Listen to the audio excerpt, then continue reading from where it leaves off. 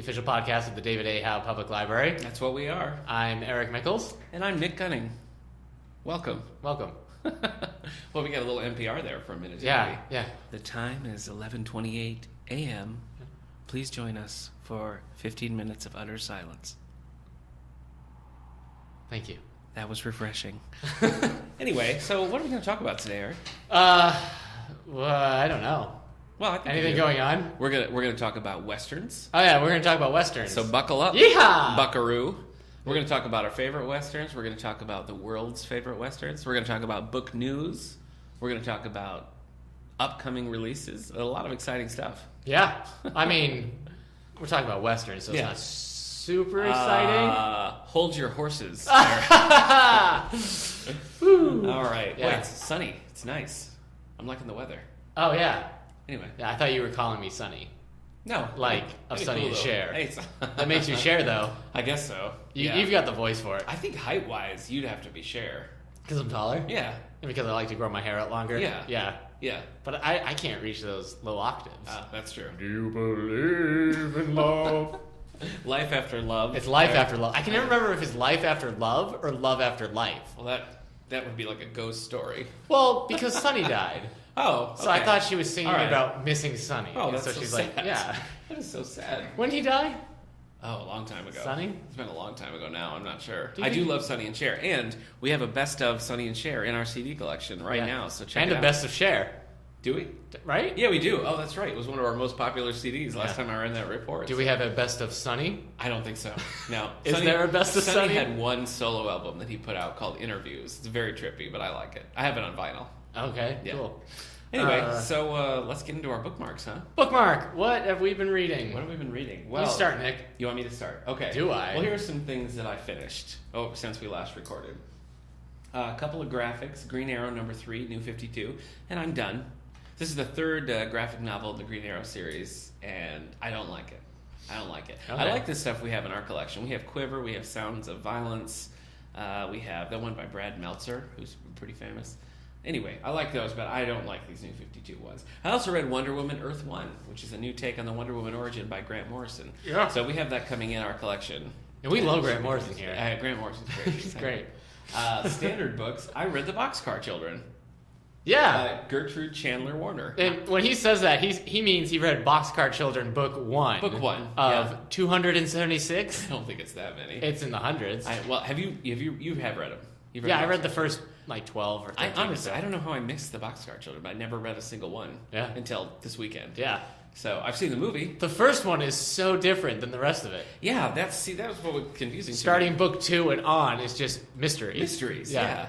And I was really puzzled when I read it. I was like, well, they're like living in a boxcar. They're obviously going to like find a dead hobo and have to solve the mystery, but no. No, it's just their life. Yeah, living in a just boxcar, chilling, just making stuff. Yeah, milk. So I liked it. Yeah. I liked it. It was very I like. They don't make milk, but they don't make make ways milk. to store it. And cool it. Yeah, they cool it under the waterfall, and I mean, if I found a boxcar when I was a kid, I would do that exact thing. So you move out and live in a boxcar. Yeah, I would live in a boxcar. All right. Yeah, so it's good that you didn't find a boxcar? Probably. Yeah, who knows where I'd be now. Yeah. Probably still in that boxcar, So 35 years old in a boxcar. So we do, in our J paperback section, our juvenile paperback series section, we have probably 100 Boxcar Children books. So if you, like me, have never read them before, check them out. If you're a child, definitely check them out. If you're a curious adult, give it a whirl. Yeah. Why not? If you're a curious George, you can't read. Yeah, you'd have to check in the easy picture book room. Yeah. So. But there's plenty of stuff there for you too, George. I'm not a huge Curious George fan. Really? Yeah, have you read many of the books? Yeah, I have a heart. Oh, okay. So. All right. I don't know. I guess I prefer other things. Little Critter. Oh. Well, I remember being really concerned about him eating that puzzle piece. Curious George. I was worried if I ate a puzzle piece, would I also have to take that medicine and stuff? Did you eat a puzzle piece? To find out the answer? Sometimes I swallowed coins. Did you really? Yeah, when I was a kid. I don't remember. It was either a nickel or a quarter, but it was a silver one, and it wasn't a dime. Wow. I think I swallowed some pennies as a kid.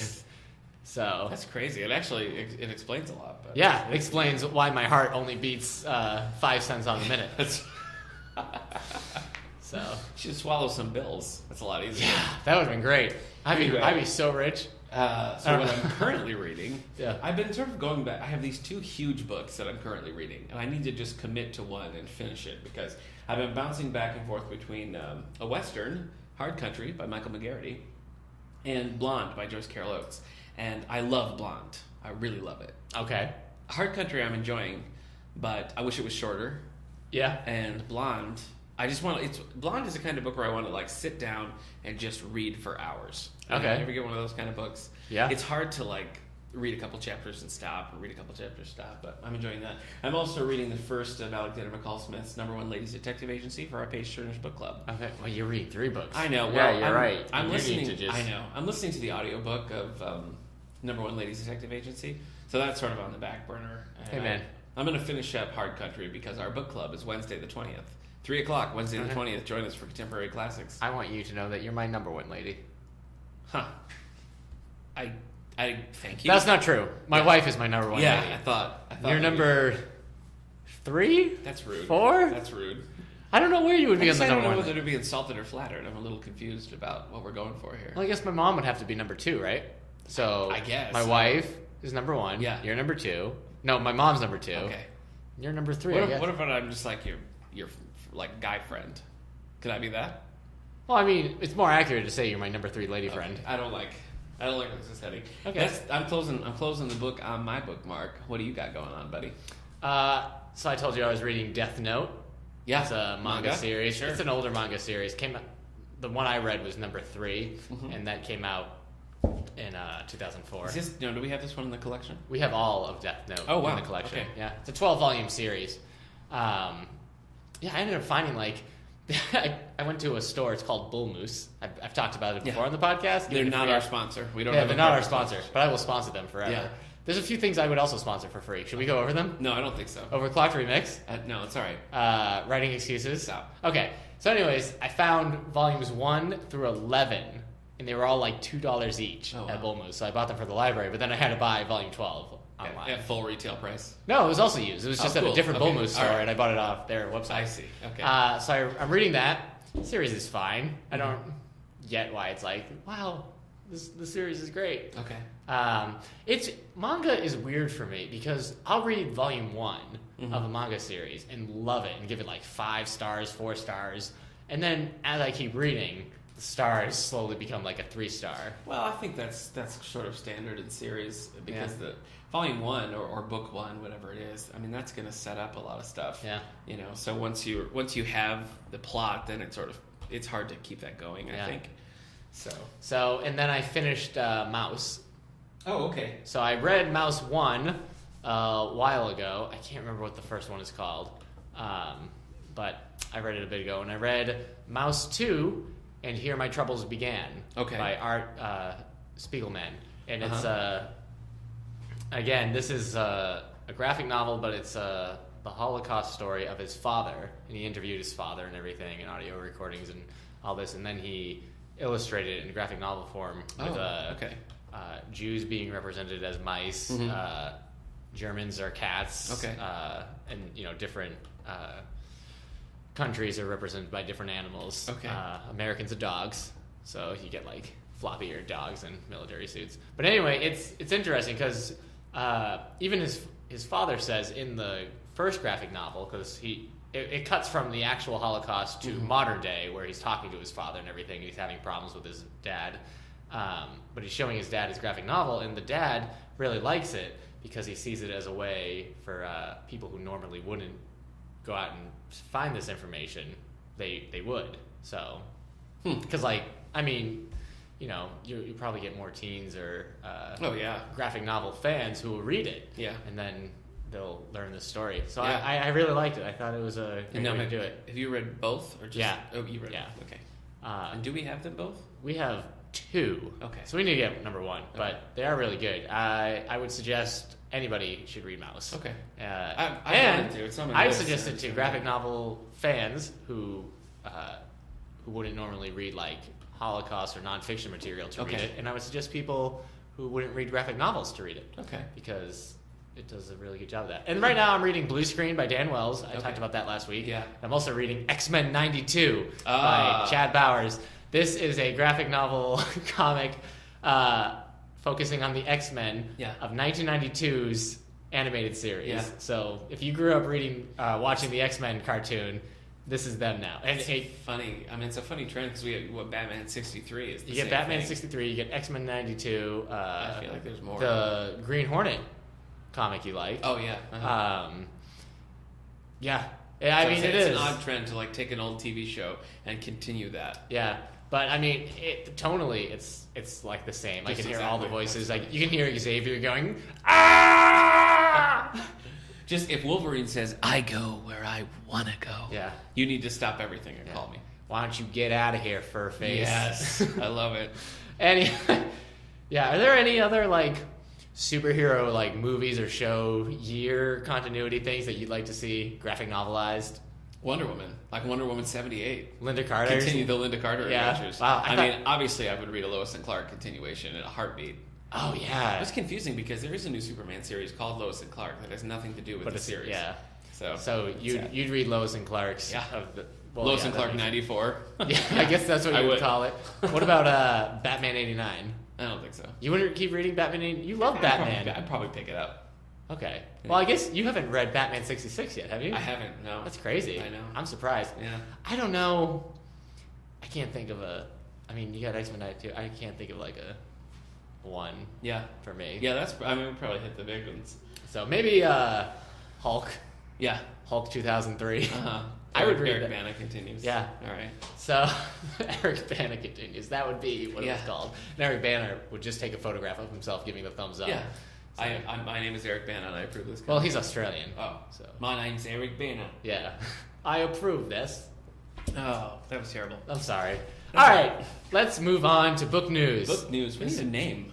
Folks, we need a name for our book news segment. 35 episodes in. And Yeah, maybe, I know. It just occurred to me that we just say book news, but it needs a catchy little name and a little theme song. how about Send. book news? No, that's boring.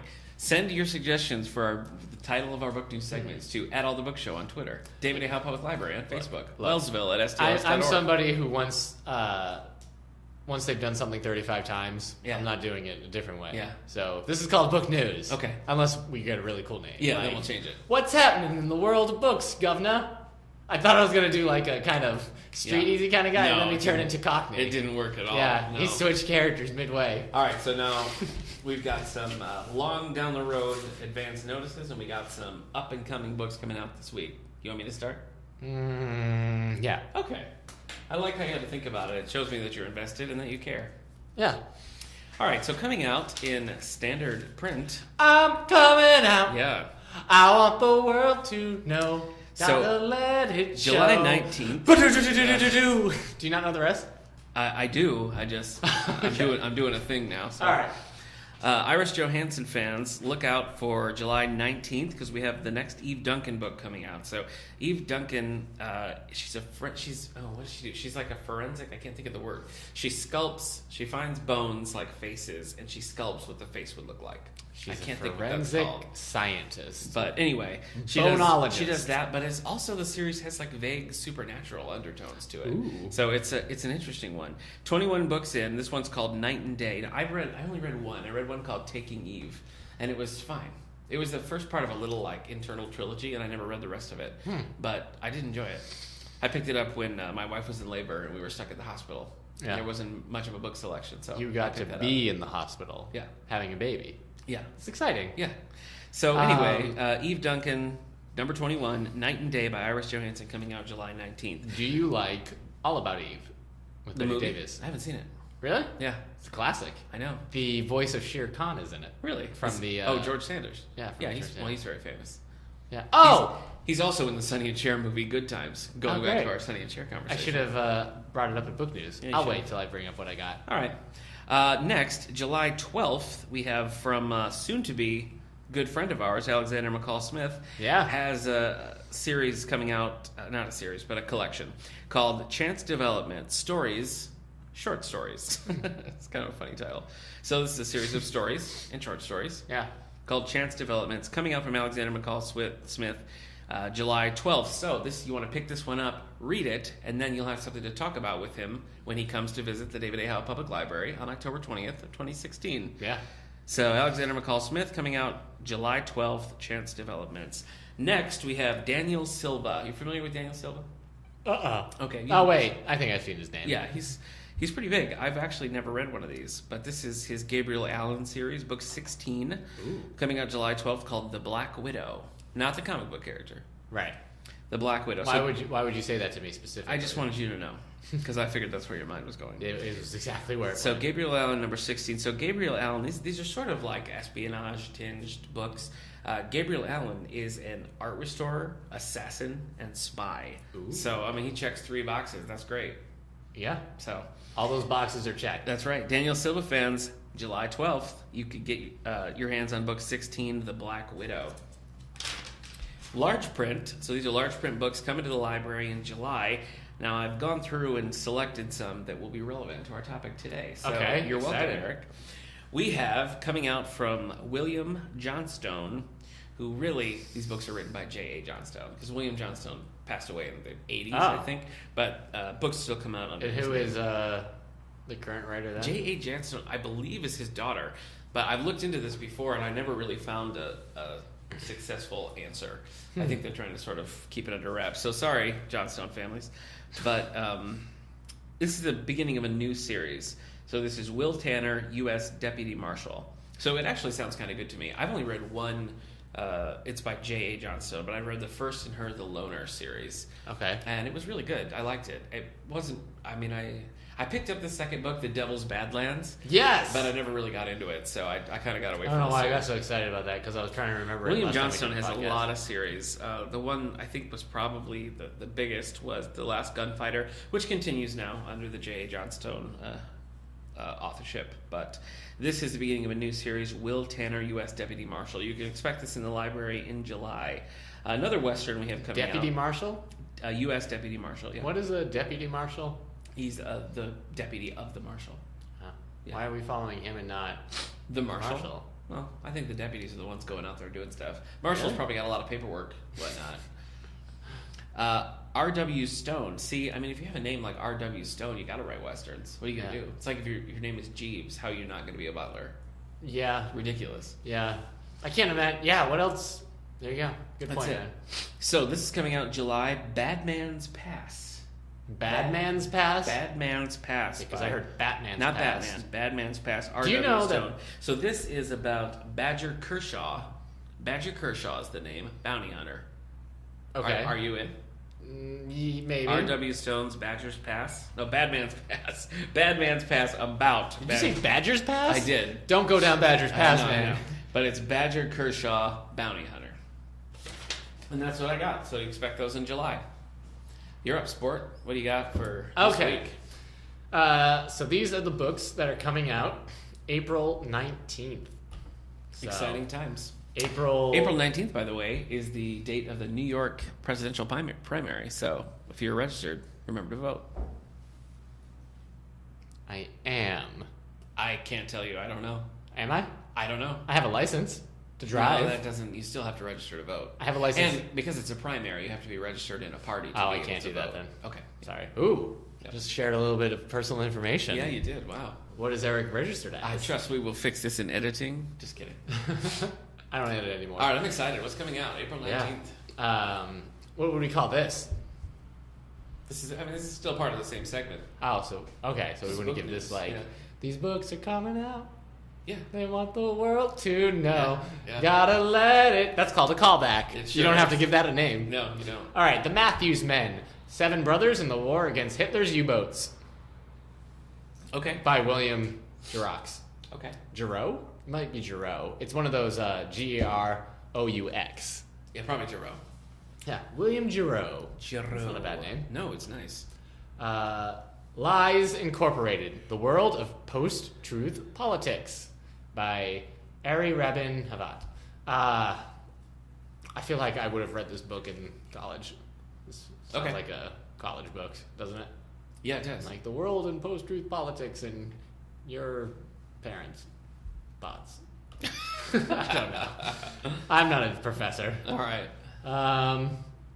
What else we got? And the other nonfiction book, The Elements of Pizza, Unlocking the Secrets to World-Class Pies at Home by Ken Forkish. You're an old school pizza man. Yeah. You got to get this. Not old school like I grew up in Italy. No, but Yeah. you're a pizza maker. I used back to. in the Yeah. day. I used to make pizzas. Yeah.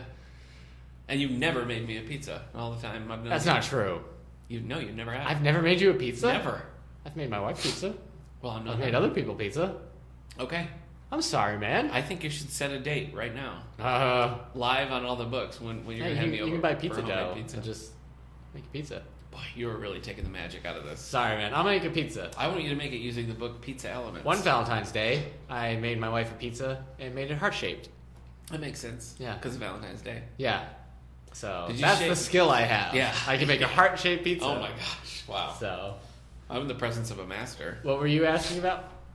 That was it. Just pizza. Okay. All right. What's next? Approval Junkie: Adventures in Caring Too Much by Faith Sally. I don't know who she is. She says she's done it all in the name of validation.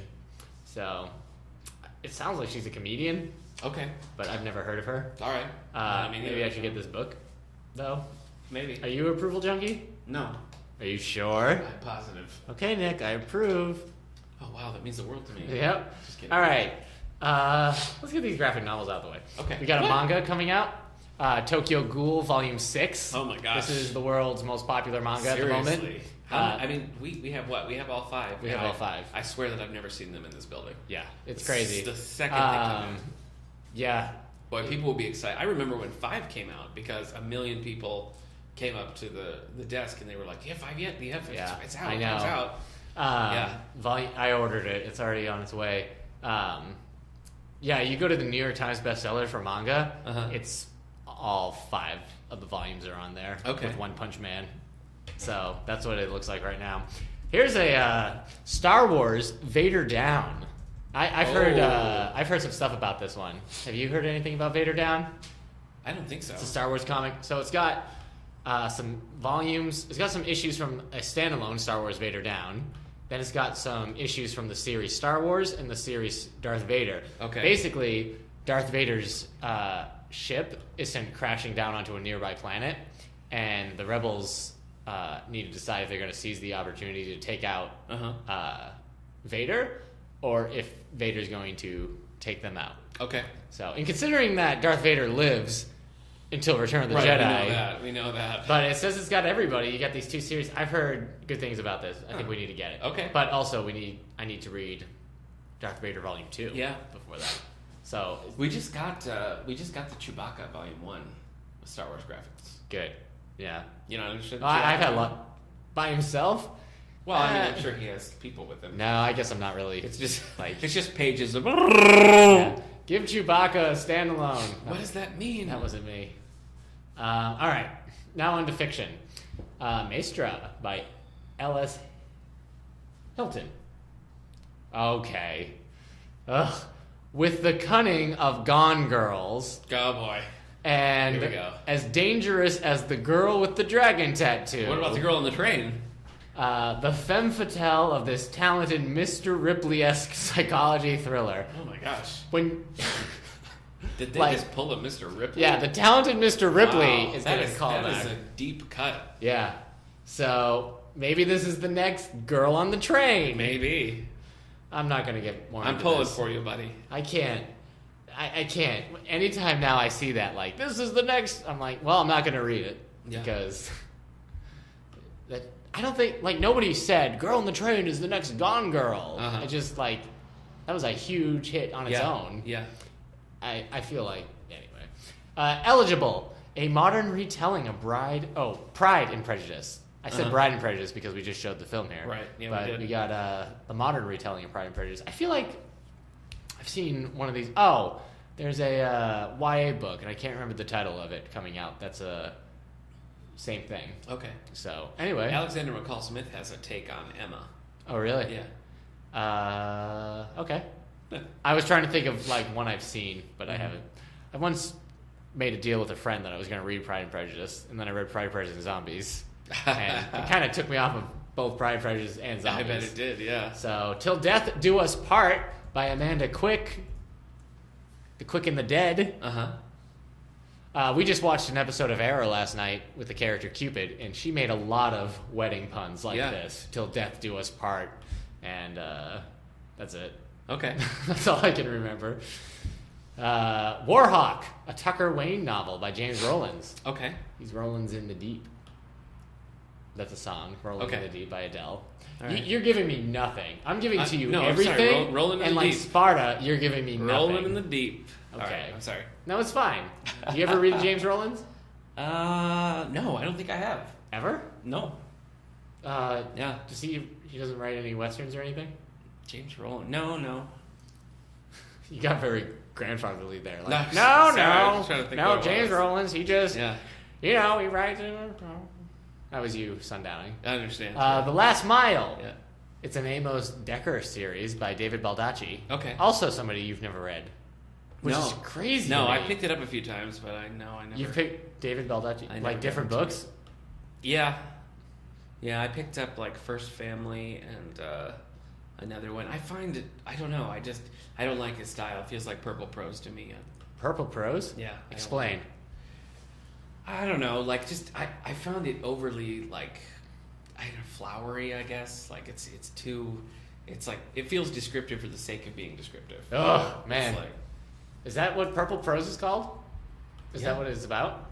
Yeah. I've never heard that phrase before. Oh, I'm sorry. Yeah. In a literary criticism, purple prose is prose text that is so extravagant, ornate, or flowery as to break the flow and draw excessive attention to itself. Yeah, that's what it feels like. Yeah. It's characterized by the extensive use of adjectives, adverbs, zombie nouns, and metaphors. What the heck is a zombie noun? I don't know what a zombie noun is now. That's crazy. I know what you're talking about. I've seen that. Okay. The cake was as delectable, and I can't. Wow, look at you just trying right off the cuff. Good for you, my friend. Zombie nouns. You take an adjective or verb or even another noun and add a suffix like itty, shin, or ism. You've created a new implicitly. Calibration, chronism. Mm-hmm. Okay. Man. So I just thought it was a noun that came back from the dead. It was terrorizing other nouns. I know. And last one, The Dark Lady's Mask, a novel of Shakespeare's muse. Do you think this could be the next God Girl? I think it could be. It says Shakespeare in Love meets Shakespeare's sister. Oh, okay. Well, I don't know what that is. The author, Mary Sharratt, she has this kind of like, she's arching back a little bit. She's got her arms crossed. She's smiling like, hey, y'all. Yeah. Welcome to Shakespeare's muse. Yeah. I love it. Man, that book news segment would have been off the cuff off the hook if you had been involved in any way. So, wow. Yeah. Super rude. Yeah, I don't need a co-host. I just need a recording that goes, Okay. Okay. All right. Well, thank you for airing this mid-episode. Yeah, I think me and the fans of all the books want to thank you. This is real. We don't hide anything. This is how the sausage gets made. It is out there. So if you can't handle it, listeners, you can't handle life. Nick and I, we don't have a perfect friendship. No. There's lots of problems. No. I'm constantly... It's close to perfect. Can I say that? Yeah. Give me a fist bump. Boom. We did I hope they heard that. Maybe... All right, let me explain to you why I was momentarily distracted. Because I read this article about them adapting a little-known Jane Austen book into a new movie. And I thought the article was really interesting. I've never heard of this book before. It's coming out next month, so I thought I'd just mention it.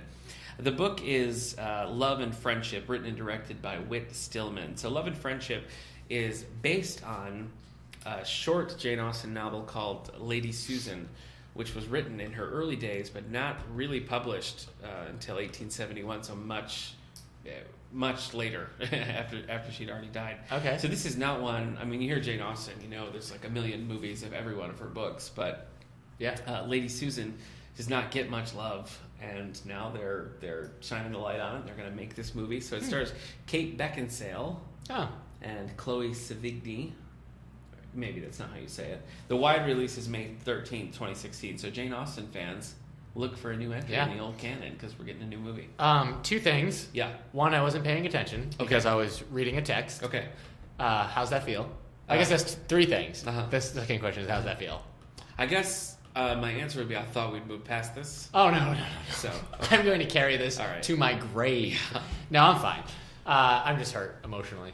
Like, Okay. my feelings are hurt. Okay. Well, you get over it. I'll buy you a cookie after this. How's that For sound? real? Yeah, I will. Shut up. I'll do it. All right. Okay. And there you go, listeners. That's how relationships deal with problems. That's right. They talk about it and they solve it together. Yeah. So, what kind of cookie? Whatever you want. Oatmeal?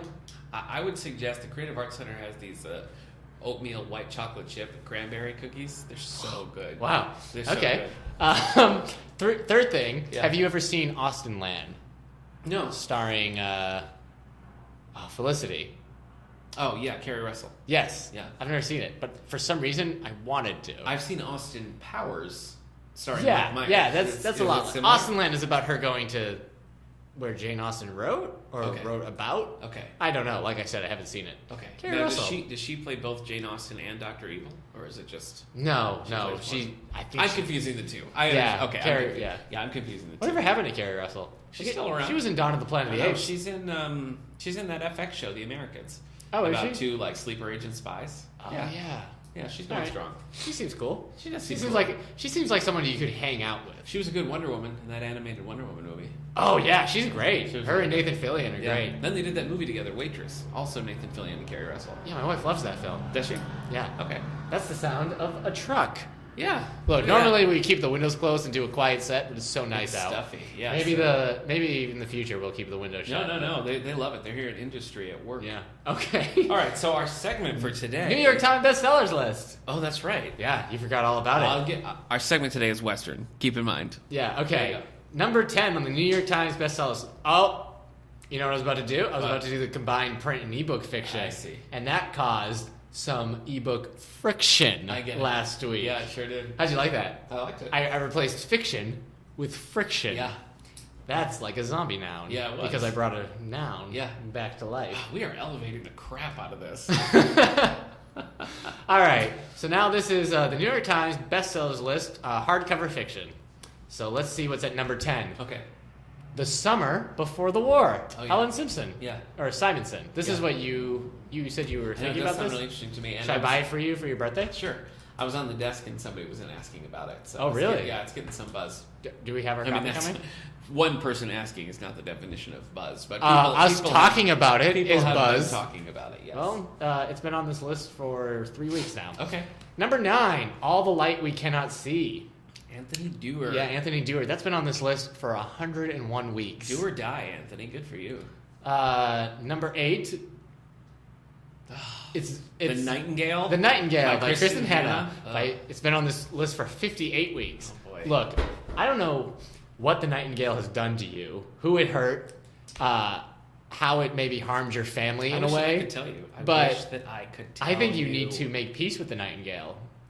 Family Jewels, number 7, Stuart Woods. Stuart Woods. Number 6, Miller's Valley, Anna Quindell. Okay. Quindolin. Uh-huh.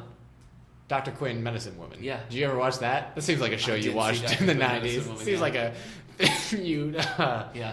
marathon. Yeah.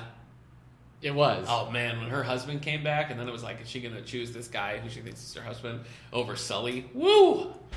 Wait, Yeah. is that real? That is Is that real. a thing? That is Did you just real. pull out Dr. Quinn, Medicine Woman, like, actual plot points? That's a true thing that happened, and I was all like, no, choose Sully. You don't even maybe that's not your husband.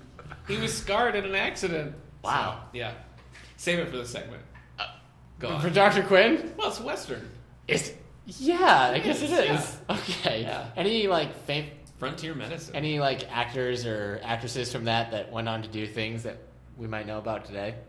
Oh, I don't know. Maybe you think they all Jane disappeared? Seymour. Jane Seymour does Oh, yeah.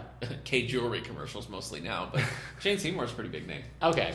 Number 5, The 14th Colony by Steve Barry. Okay. Now, this is one of Nick's favorite authors. Nope, never read He has all of his books. Never read a has single read one. every single book at least 3 times. Nope, you misrepresenting. So if you were going to send a gift to Nick, 14th Colony would be a great one. Yeah. And he'll take multiple copies because he does have multiple copies of similar books. Yeah. Number 4, Fool Me Once, Harlan Coben. Okay. Number 3, Fool Me Once, Harlan Coben. Wait a minute. Did you just fool me? Yeah. Shame on me. Yeah, that's true. Yeah. Fooled you twice. It's a confusing gag because to fool you twice, I had to say fool me once. Yeah. So I thought about saying fool me twice. Yeah. but I wanted to see if I. So could it is fool you. number 4, just to clarify. Yeah, it's number 4. Number Harley 4. Quinn. Okay. Okay, number You 3 is should've The fooled me Nest by Cynthia Sweeney. Yeah. Now, I believe The Nest is a cuckoo bird nest. Okay. So, which means it's not really a cuckoo bird because that's the bird that lays eggs in other birds' nests. Oh, really? Yeah, I think so. A drifter. Well, kind of. Okay. Like lays the eggs and then leaves. Wow. And then the other bird takes care of it. Cut and run. I might be getting this wrong with another bird, but I think it's the cuckoo bird. Okay. So listeners, if you could let me know. Yeah. Hey, this will be a good discussion. Number 2, The Beast by J.R. Ward. This is book 14 of the Black Dagger Brotherhood. We don't know where to put it in our don't system. know. We don't know. We don't know if Because- it's sci-fi, is it romance, is it standard? Do we have any other books in this series? We do. Where are they? Well, they're a little mixed. Some Yeah, we are- don't know if to put J.R. Ward in romance, regular fiction, or sci-fi. Yeah. She's an enigma, this J.R. Ward. Also, The Beast almost tore mine and Nick's friendship apart Did it? last week. Oh, that was a few weeks ago. That was a few weeks ago, yeah. Yeah. I've been up late thinking about it. Oh, man. Yeah. People who know you know that that's true. What's What's number 1? Drum roll. Number 1, Mary Higgins Clark, As Time Goes By. Oh, yeah. You know, I wanted to read that one. Secrets emerge when a television journalist searching for her birth mother covers the trial of a widow of a wealthy doctor. Oh. Huh. Interesting. All right. Yeah, I'll And read that's that. the New York Times bestsellers list. Okay. It's as I'm happening planning- as any club. I'm planning to read that Mary Higgins Clark book. I probably should read All the Light We Cannot See, but I'm never going to read The Nightingale. Hey, you know what wasn't on there? Girl on the Train. That's true. Well, that's because all the next girl in the trains have made the They're list. all- yeah. Hey, before we get into our segment, I meant to say this in book news. Okay. I saw The Jungle Book. Oh, okay. So that's kind of like book yeah. news. Yeah, what did you think? I thought it was really good. So I haven't read The Jungle Book. Okay. I've only seen the Disney animated Jungle Well, Book. It's not really so much like a jungle Yeah, book. it's a bunch of short Yeah, stories. it's a collection of like Mowgli and jungle stories. I read, I saw the first, the animated Jungle Book. Oh, And I sure. saw the live action one with Jason Scott Lee. Yeah. Is that it? Yeah. And I had thought, oh, was this like short stories that he didn't write? But then I read that like that live action one was just made up stuff. Yeah. All that adventures with Carrie Eels and everything. Yeah. But I really like that kind of. Yeah. It was fun. And then the new one. So I'll say Bill Murray is really, really great as Oh, I'm Baloo. sure, yeah. I mean, he's just great. Christopher Walken does a pretty good job as King Louie until King Louie has to sing. Oh, why would they do that? And then it takes Did no you one out. watch Peter Pan live? Right? Don't let that man sing. But everybody's good. Ben Kingsley as Bagheera is perfect. Well, that's great casting. Yeah, Idris Elba as Shere Khan is so good because he's so like cruel and like scary. Every time he talks, he's like, "Stop talking! You're so scary." And then Lupita is, I can't remember the wolf's name, the mother wolf. I don't know. Aquila, whoever voices him, is also very good. So Okay. all the voices are good. And the kid is actually, considering that the kid was just in an empty studio, Right, interacting yeah. with not a single animal Yeah. or set. Just like a tennis ball. Yeah, it's crazy because I know I've heard some people, they said they got distracted because everything, like the jungle, everything, not just the animals, are CGI and like computerized, and they were distracted by that. Like I had to remind myself at times that none of this was built. Wow. It looked so good. Oh, that's great. So Well, now I want to see it. yeah, it kind of gets a little bit slow after the beginning, and then Baloo shows up, and we're back in. Everything's better. So yeah, it was intense. Did you like the old live action one? I don't think I saw it. You've never seen that one with Carrie I Ewells? don't think so. Sam Neill? I don't think I have. I watched that as a kid. I'm pretty sure watching that one and reading Calvin and Hobbes is why the tiger is my favorite animal now. Huh. Because Shere Khan was really cool in that. No, none of them talked in that. Yeah. So it was like a realistic take. Okay. They're making a Okay, so Disney has already slated a sequel Really? for The Jungle Book 2. And it ends with this, being able to do a sequel. Okay. So you got Jungle Book 2 coming out, and Warner Brothers is producing their own Jungle Book movie, which, so it used to be called Jungle Book Origins. Uh-huh. And now they've changed it. So now it's not, in order for you not to be confused about which Jungle Book this is, it's not The Jungle Book anymore. It's Jungle Book. Ah. They've taken the out. Yeah, so that So, clarifies it. yeah. Disney already did a sequel. Remember, they did a sequel to the cartoon. Yeah. With John Goodman. Yeah, and they did Haley Joel Osment as Mowgli. They did a sequel to the live action one, just called Mowgli's Story or something. Did they? Yeah. See, I think that's something different. Oh, okay. Confused. Well, still, There's a lot of Jungle Book is a highly adapted. Book. Well, the WB one is Andy Serkis is directing it and starring as Baloo. Okay. You got Benedict Cumberbatch as Shere Khan. I can't remember. It's weird how it seems like this happens quite often. Well, like we had the Snow White thing a while back. Mirror, Mirror, and Snow White and the Huntsman. Yeah, same time. And yeah. All those Penguin movies back in the day.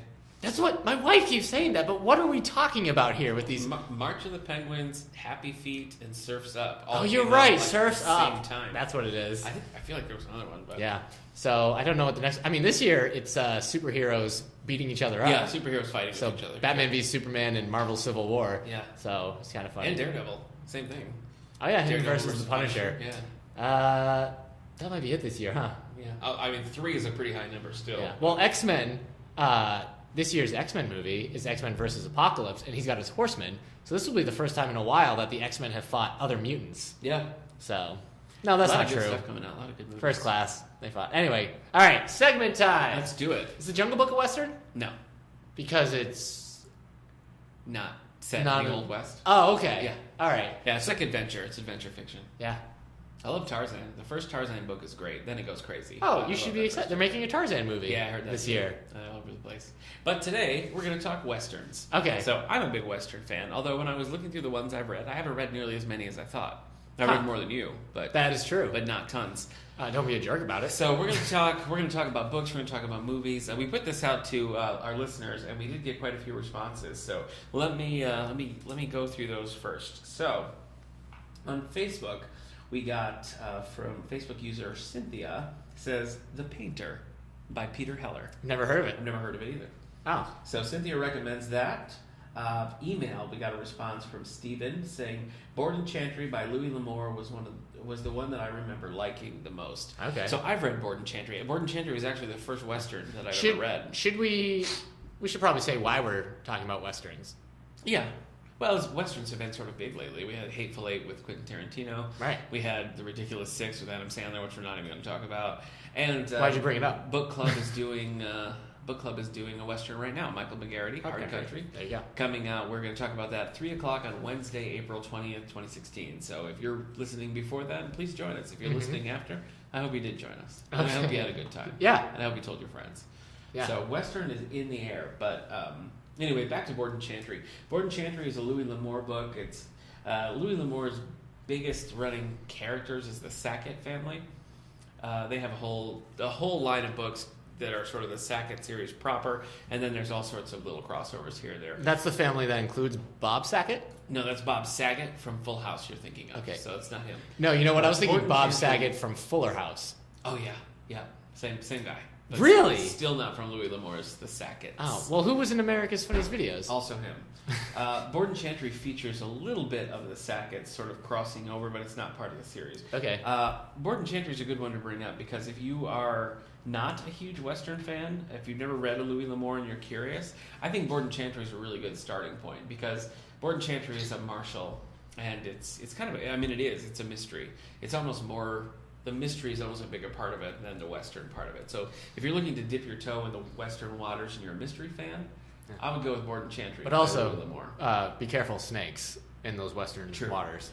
It's one of my favorites, and our listener Stephen also recommends it. So check that one out. Thanks, Stephen. Facebook, we have Janelle says there's always the classic Zane Grey. So Zane Grey is one of those names, like Louis L'Amour, that I think when you say Western, people jump right to. And there's others. Larry McMurtry is probably one. Mm-hmm. Max Brand is probably another. But Zane Grey. Wait, what's his name? Max Brand. That's a cool name. Yeah. I tried to read a Zane Grey, and I just hated it so much.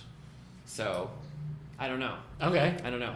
Which one did you try to read? I was trying to remember that, and I don't remember. I picked it up at a book sale one time. And you didn't finish it? I didn't finish it. No, I just... What was it? What was about it that you didn't like? I just thought it was clunky, clumsy, formulaic. Wowzer.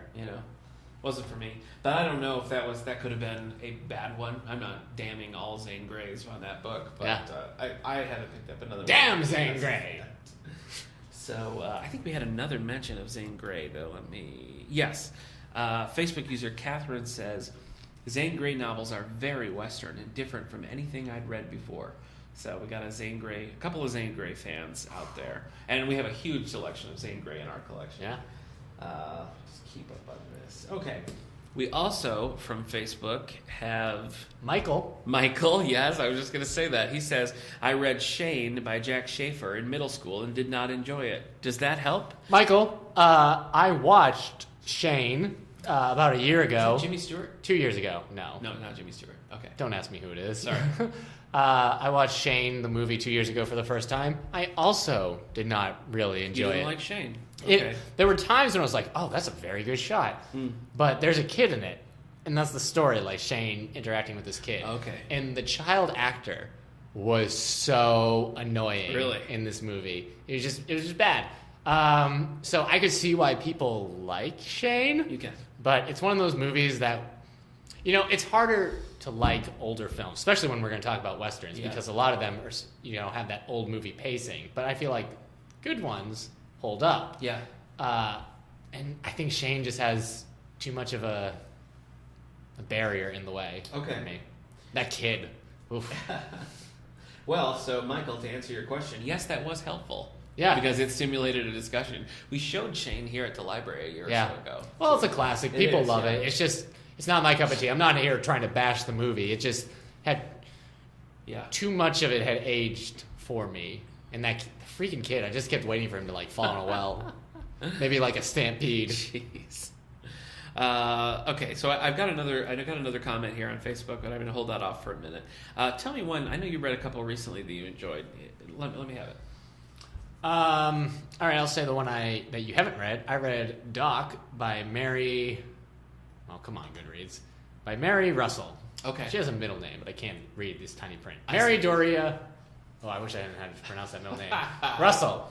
It's about Dr. John Henry Holliday. Okay. And this is before Tombstone and all that stuff. So this is about his life growing up and why he had to move out west and his life out west and how it took its toll on him and everything. So it was really good. It's a big book. It's not like a short novel, but this was one that I just kept reading. And because it's one of those things where the chapters are separated in paragraphs. Okay. So every now and then, or in segments, and you know what that's like. Oh, I just finished the segment. I got to read this next segment to finish the chapter. What? This chapter's only one segment long. I can finish that, and you just keep going. So that was really good. Okay. So it's kind of it's not a lot of action. It's more just this is what life is like back in the West during this time. So during ranchers, what do you call them? The guys who cattle drivers. Okay. A town that's booming when the cattle drivers are there, and then dead when they're not. So. Huh. Now I've wanted to read. I've seen a couple of there's several miniseries based on the Lonesome Dove books, and I've seen a couple of the miniseries, but I've never read one of Larry McMurtry's. I've never read Lonesome Dove. Okay. And I've never read any of his. Okay. He just had one in the last couple of years that came out. All right. So Larry McMurtry's another big name. I like Louis L'Amour. I mean, I've read probably 10 or so. Okay. And some, I think they're hit and miss for me. Some I do feel like they're just kind of okay, yep, good guy, bad guy, driving across a plane, gunfight, and we're done. But some I've really enjoyed. The ones that I would say stood out for me were Borden Chantry, as I mentioned. First one I read, that's the one that got me hooked. Also really enjoyed Silver Canyon and To Tame a Land. Those are just standalones, not really part of a series. Those I really enjoyed. So if you're looking for some Louis L'Amour, I would recommend Silver Canyon, To Tame a Land, Borden Chantry, and there are others, but Man Called Noon's also decent. Man Called what? Noon. Noon? It's a good title, The Man Called Noon. Yeah. I like that title. But Silver Canyon, Borden Chantry, To Tame a Land.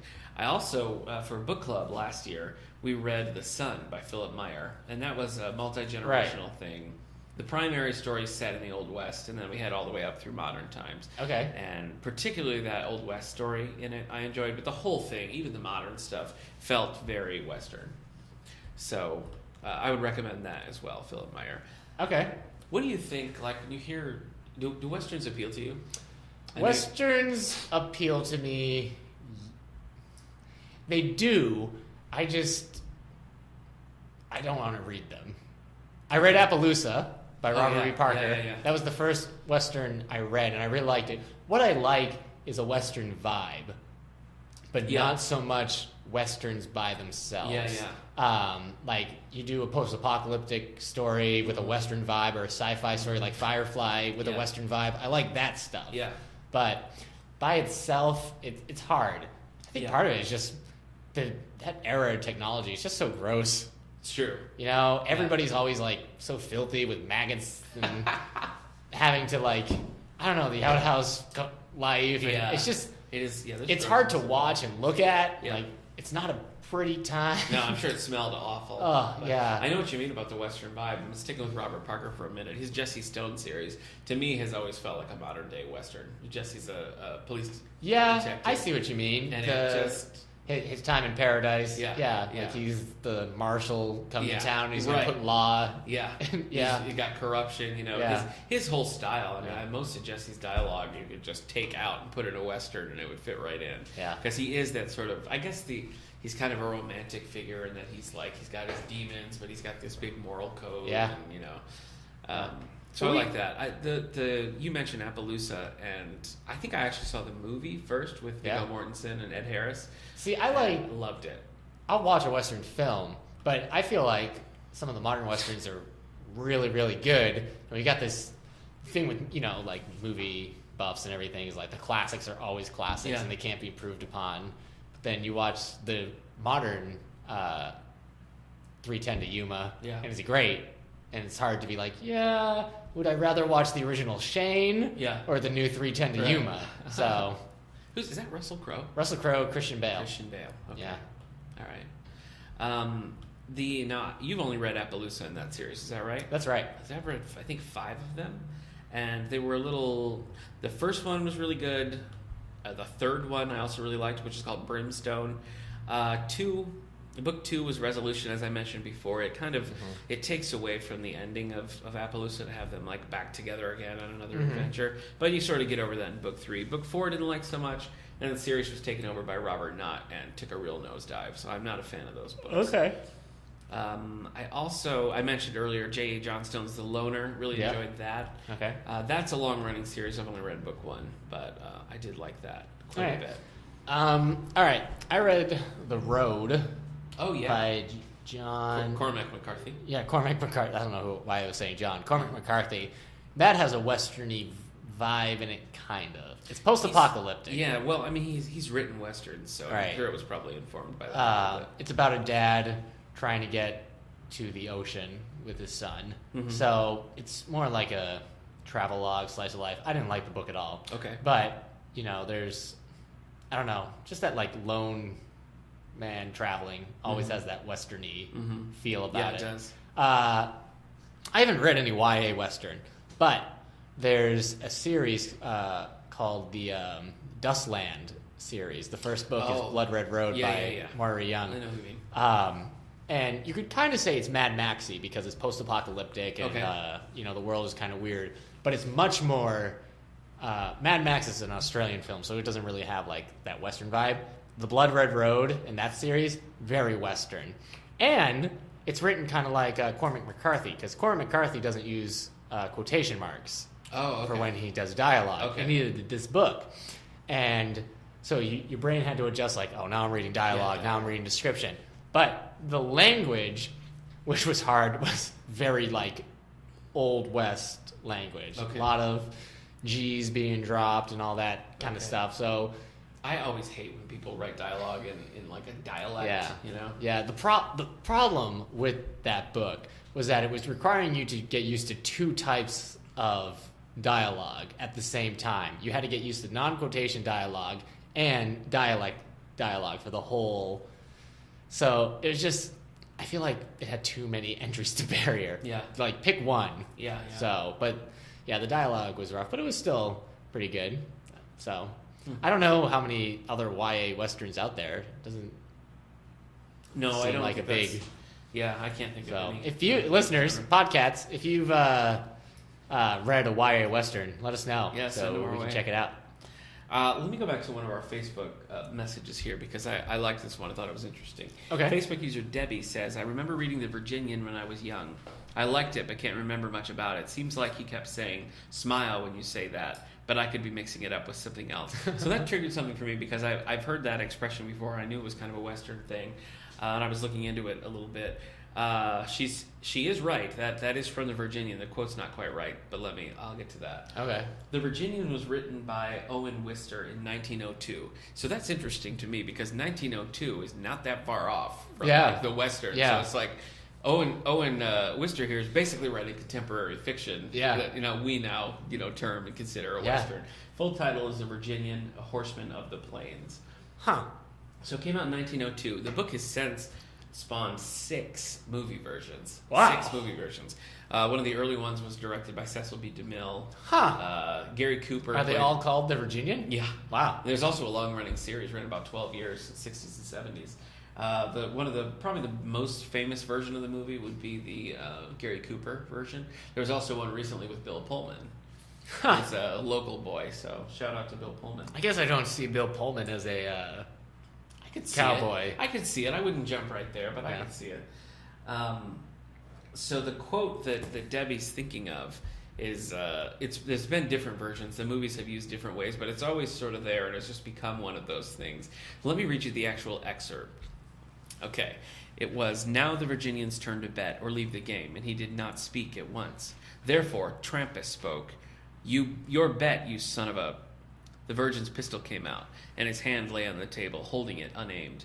And with a voice as gentle as ever, the voice that sounded almost like a caress, but drawling a very little more than usual, so that there was almost a space between each word, he issued his orders to the man Trampas. When you call me that, smile. And he looked at Trampas across the table. Yes, the voice was gentle, but in my ears it seemed as if somewhere the bell of death was ringing, and silence, like a stroke, fell on the large room. Dang. Right? I know. I read that and was like, well, geez, now I have to read that book. So Yeah. thanks for the suggestion, Debbie. Great. Yeah. So that's The Virginian by Owen Wister. Okay. From 1902. Hey, continue. Sorry, I didn't mean to interrupt, but I realized I needed information. Okay. Well, Go on with what I'm going to say. All right, you want to talk about Western films? Yes, I do. Before we jump to that, I wanted to just quickly go over. There's a magazine, American Cowboy, has a list of their top 10 Western books. So this was originally on AmericanCowboy.com. And let me tell you what theirs are. So this is not a top 10. It's not in any particular order. But they say Lonesome Dove by Larry McMurtry. So this is one of the most iconic sagas about the Old West. It's Pulitzer Prize winner. Follows the adventures of ex-Rangers Gus and Cal as they go on one last cattle drive. So that's Lonesome Dove. Yeah. This is the one I was thinking of. I couldn't get the name, but Cormac McCarthy wrote All the Pretty Horses. Oh. In 1992. Wasn't that with Matt Damon? Didn't they turn that into a movie? Yeah, I think they did make a movie with... Wasn't it not good? I think that's Or isn't it like yeah. one of his highly mocked films? They say McCarthy's stark writing in this coming-of-age tale perfectly echoes the grim realities of life in the West. So I don't know if it would be for you. Probably a lot of maggots. Yeah. Here we go. Zane Grey. Okay, so Zane Grey's come up a few times. The one that American Cowboy selected as the best was Riders of the Purple Sage. In this classic full of adventure and romance, famed gunman Lassiter struggles to extract rancher Jane Witherstein from a controlling religious group. One of the first novels of the Western genre, Riders of the Purple Sage popularized the conventions and archetypes of Western literature. Vivid landscape imagery, a lone gunman hero, and clear distinction between good and evil. Number 4 on their list, Elmer Kelton's The Time It Never Rained from 1973. Says, Kelton paints so vivid a portrait that you can almost feel the sand in your eyes and the dust in your throat. Okay. Louis L'Amour's Hondo coming in at number 5. This is from 1985. It says, Hondo is the epitome of a cowboy, a tough, squinty-eyed loner with an underlying gentleness who comes upon a woman and her son living in hostile Indian territory. Complications arise with a host of bad guys, but the story has as much romance as it does bloody battles. So there's another approachable Louis L'Amour, a little romance here. John Wayne claimed that Hondo was the best Western novel he'd ever read, and if it's good enough for the Duke, I mean, it's probably good enough for you and me. Yeah. What do you say? John Wayne says it's the best. Have you seen many John Wayne films? I have seen The Searchers. I have seen... Really? Yeah. What's the other one? His first one. Oh, I can't remember. Red River? Yeah, I've seen Red River. No, his first one where he's Stagecoach. Stagecoach. Okay. I've seen Stagecoach, Right. I've seen Red River, and I've seen The Searchers. I love True Grit. I haven't seen True Grit. I think the original, I saw the new one. Yeah, they're pretty similar, but I think the original just nails it better. Oh. There's a sequel to that called Rooster Cogburn, which I have. Rooster Cogburn and the Lady, I Oh. think maybe it's called.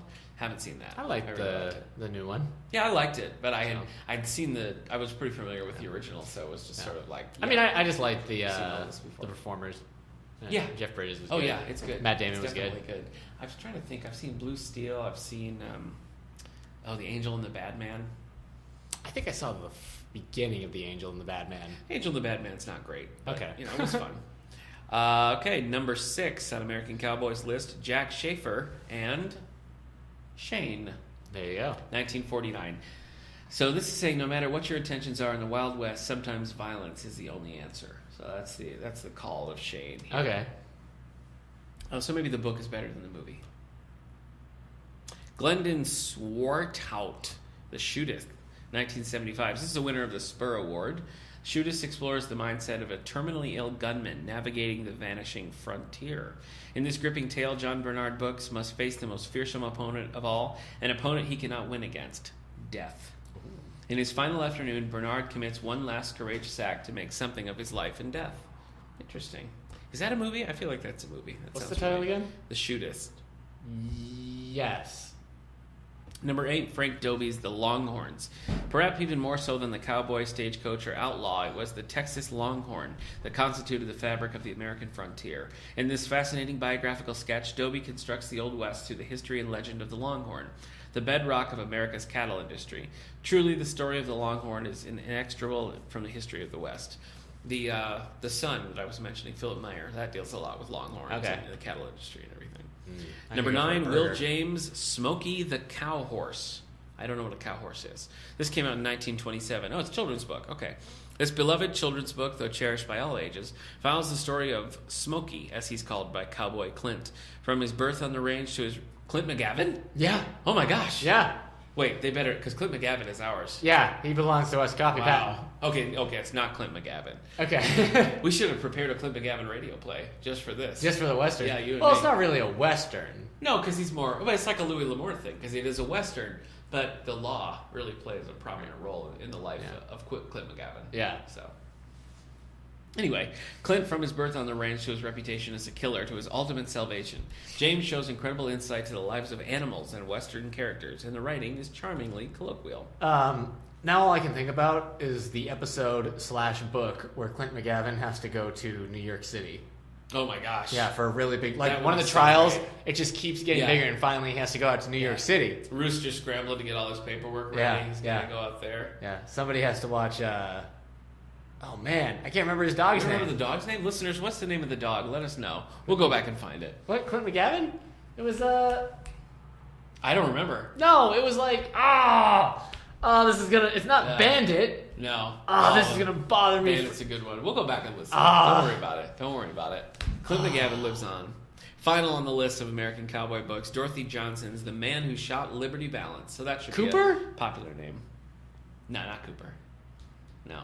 Scout? Scout! Yeah. Scout. Yes! Okay, yeah. Anyway, Man Who Shot Liberty Valance, 1949. It's a short story that touches on the often I don't know that word.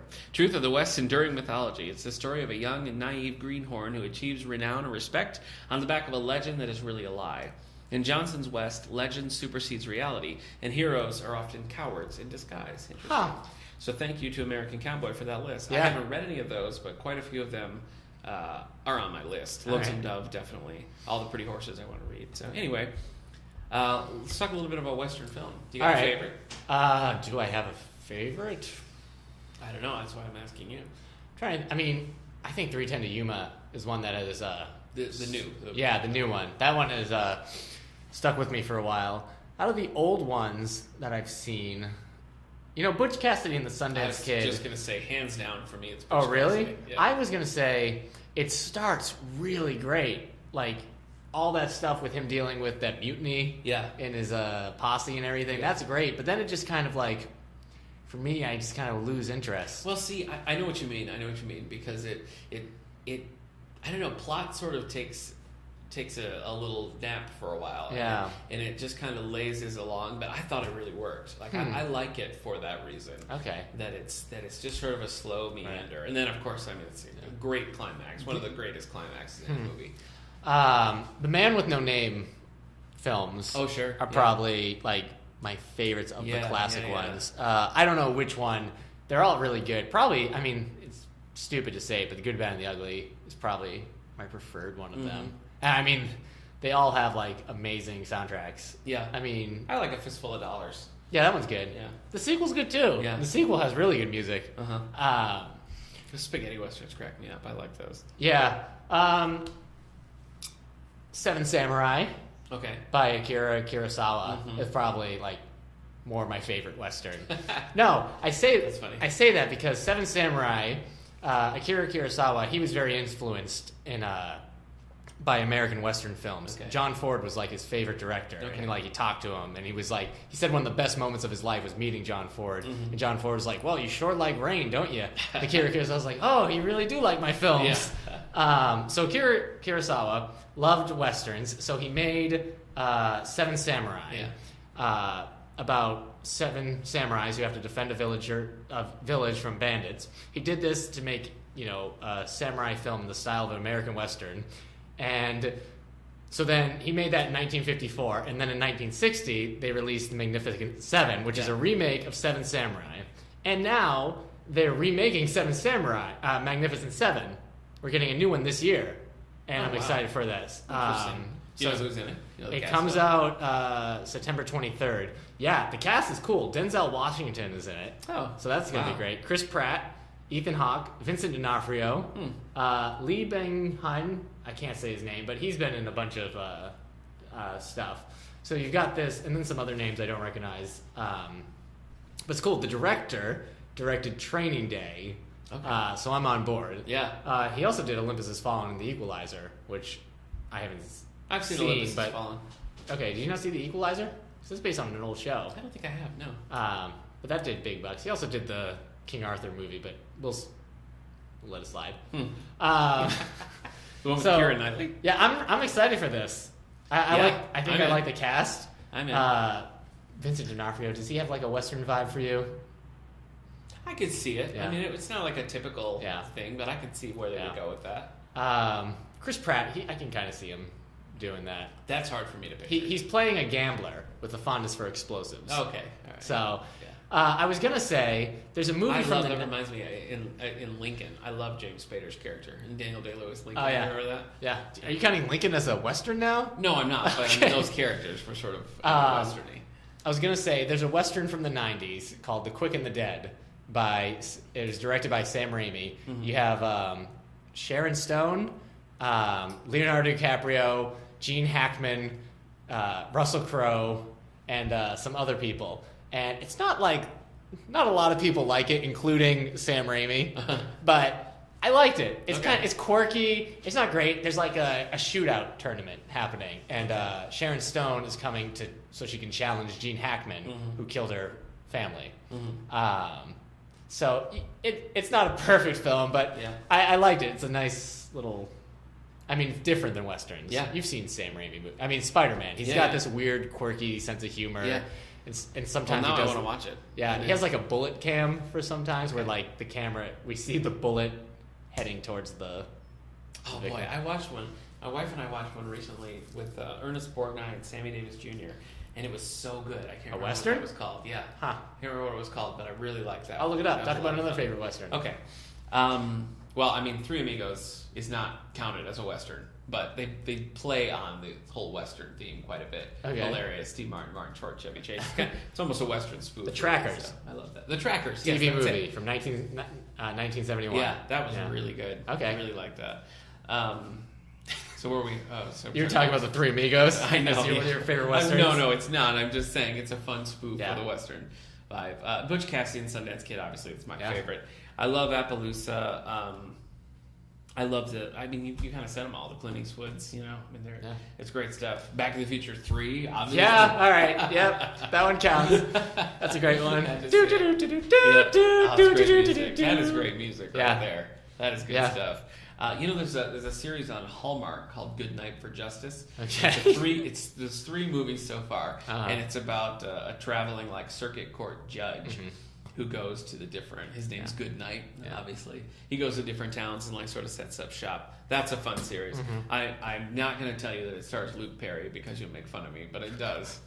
It does star Luke Perry. Okay. Let me tell you, The Guardian recently put out a list, and by recently I mean November of 2013, put out a list of their top 10 Westerns. This is Films? The Guardian. Yeah, so I'm going to tell you these, and you tell me what you think, because you've seen way more Westerns than I have. Really? Yeah. That's not true. It is true. You've seen much more. You just said the other movies by John Wayne. We can fight it out later. Huh. Number 10, Fritz Lang movie Ranchos Notorious. No. I haven't seen... There's still some classics I haven't seen. I haven't seen the... If you're inviting me to watch Western classics No, with you, what's the one with Humphrey Bogart? The Treasure of... Sierra Madre? I haven't seen that one. haven't seen it I either. need to. Number 9, The Assassination of Jesse James by the coward Robert Ford. With Brad Pitt? Brad I Pitt. still need to see that one. Yeah. Yeah, that got a lot of good stuff. Red River, which you've seen and I have not. Yeah. Bruce Springsteen does a song for the assassination of Jesse James. All right. Yeah, I can see that. Yeah. Elvis had a Western, Charo. It's like one of his only movies that he doesn't sing in. It's supposed to be like a serious Western. I haven't He seen had... it, but Love Me Tender is great. That's Bruce kind of a Western. Springsteen has a song from it's his not Wrecking Ball, his Working on a Dream album. I can't remember the name of it. I don't either. It's like a 13-minute song about this character, not the wrestler. Well, I'll continue with Outlaw Pete. Outlaw Pete. That it's not a movie. It's 8 minutes. It's not a movie, but it feels like one. All right. Outlaw Pete. All right, so we got on the Guardian's top 10, Rancho Notorious, Right. Assassination of Jesse James by the coward Robert Ford, Right. Red River. Yep. Number 7, High Noon. Yeah.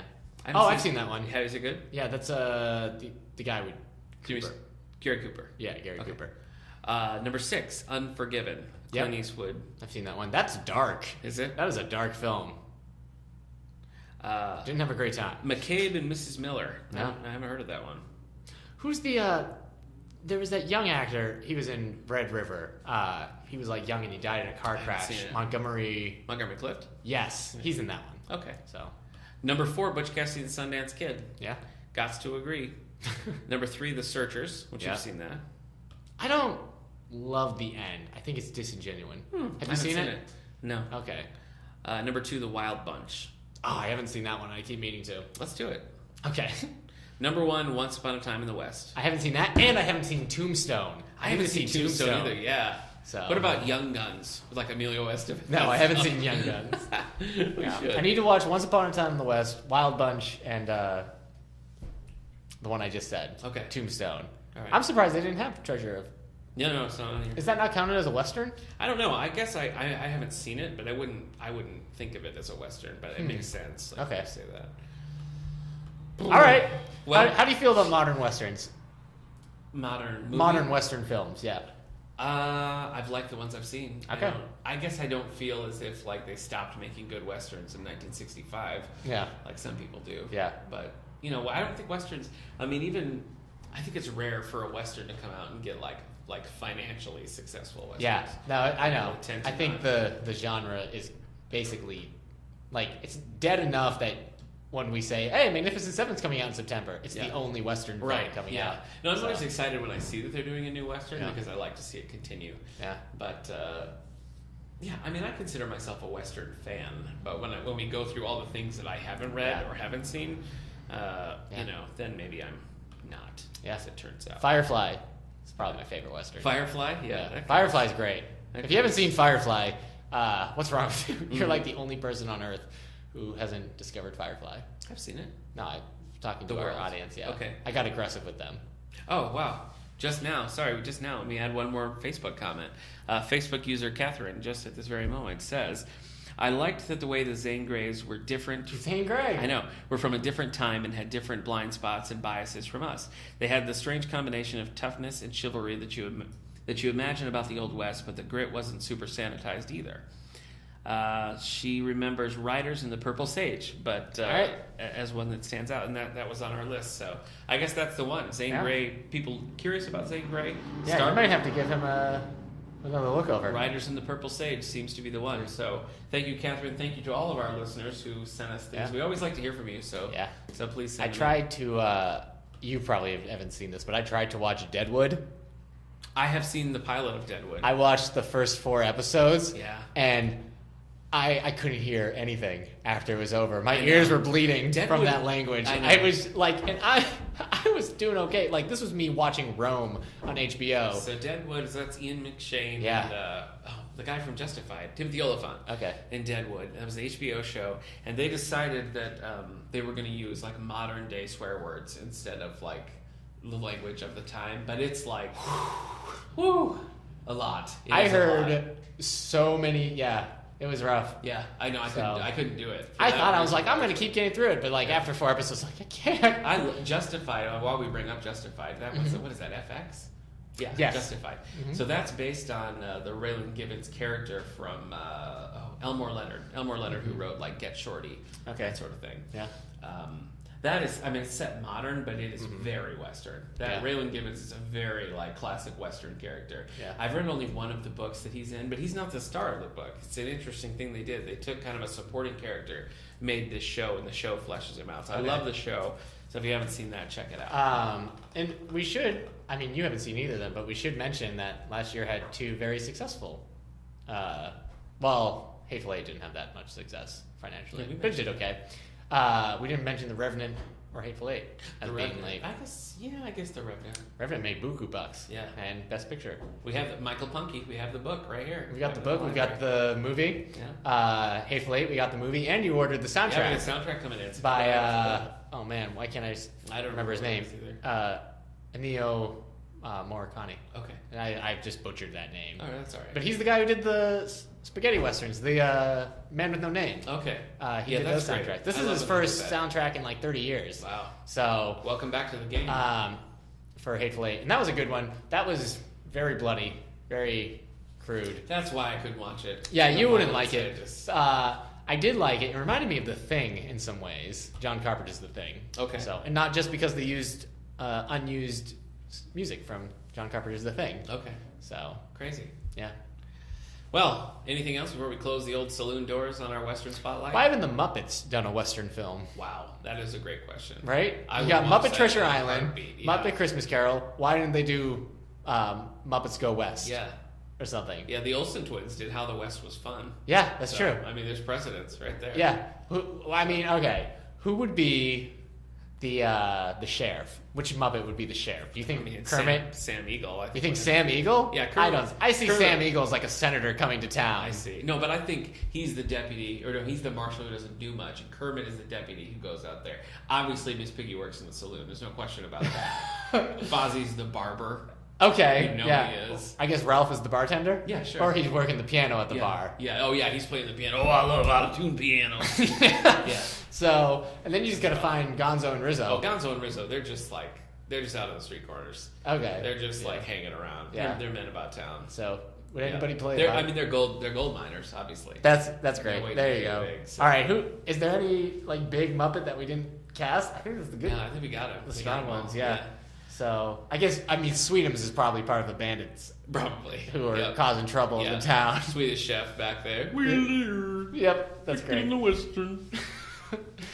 Man, I want to see this movie. I know, I want to see it too. I don't know who's the human star. I will mention that I've read a book to my son many a times that I consider a Western, and that's The Great Cookie Thief. So it's about Cookie Monster rolling into Western town. So there's your Muppet Western. Yeah. Oh boy, speaking of rolling into town, we got some sirens in the background. This is real, people. This is real life. Yeah. All right, so library news. I'll tell you what I've got coming up. We've got a concert. Peregrine Road. This is Rachel Bell, Karen Axelrod. It's accordion and piano. They do all sorts of genres, all sorts of styles, very up-tempo, like exciting stuff. So that's Thursday, the 21st at 7 o'clock down in the old auditorium. Sweet. We got a special Earth Day showing. You want to talk about that? Monkey Kingdom. Disney Nature's Monkey Kingdom. Narrated by Eric's crush, Tina Fey. Not my crush. It is your crush. It's not my crush. I don't have a crush on Tina Fey. You're in love with her. I am not. That's at 3:30. Join us for that. That's Friday, Earth Day, which is the 22nd. As I mentioned, Book Club is meeting on the 20th at 3 o'clock to discuss Hard Country with Michael McGarity. Afterwards, we're doing The Imperfectionists. What's that? It's just the next book in the book club. Tom Rockman, I think, wrote that. There are so many Disney nature movies that I didn't know about. I looked up, and I remember seeing bears, but they've just been putting them out. I've seen chimpanzee. Okay. I've seen Monkey Kingdom. I've seen African cats. You've seen Monkey Kingdom? Yeah. Is it good? Yeah, it is good. Great. Yeah. Tina Fey in it? Yeah. That's cool. Yeah. Okay, so you got those book club. Yeah. You've got Hard Country and what else? Hard Country, and then we're talking about that on Wednesday. So afterwards, we'll be doing The Imperfectionist. The other book clubs are reading currently Alexander McCall Smith's #1 Ladies Detective Agency. YA for Adult is reading Cinder by Marissa Meyer. Yeah.